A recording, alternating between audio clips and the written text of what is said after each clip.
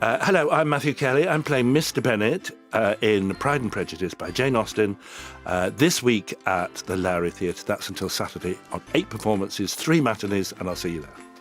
Perception in theatre is much easier to deal with because if you're watching a theatre show, then you can suspend disbelief to a greater degree, I think. Like, for instance, in this cast, we have colourblind casting. So two of my 5 daughters are mixed race.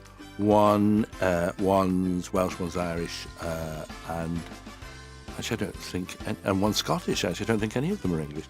And once you kind of got over that, it doesn't make any difference. I'm a big fan of that kind of casting. It has stronger messages to give out, and you're quite right. Liberating is the right word for it, I think. And particularly with something like Pride and Prejudice, I think, which was written 200 years ago. It was published in 1813, and Jane Austen died in 1817. And this is the first, Elizabeth Bennet, my second eldest daughter in the play, is really the first feminist character in literature that you come across.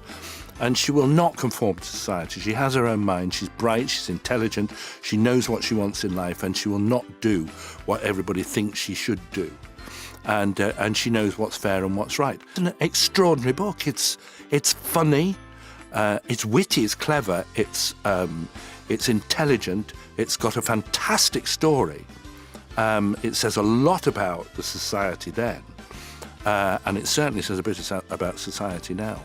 It's got so much going for it, and it's authentic because apparently Jane Austen used to write her stuff during the day, and then the family would read it to each other at night, because I think television was quite limited in 1813.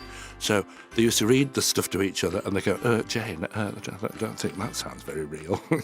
So she'd go and rewrite it. And it is the best of her 6 best-known novels. And this production is quite technical. There are 20 of us in the cast, and it's done on a giant revolve. So there are many scenes, but it's very fast-moving, and the music is very clever.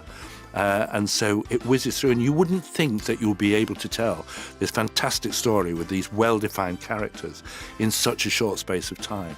I love coming back to Manchester because I always used to be frightened about coming back here because I thought, well, Manchester people will see right through me.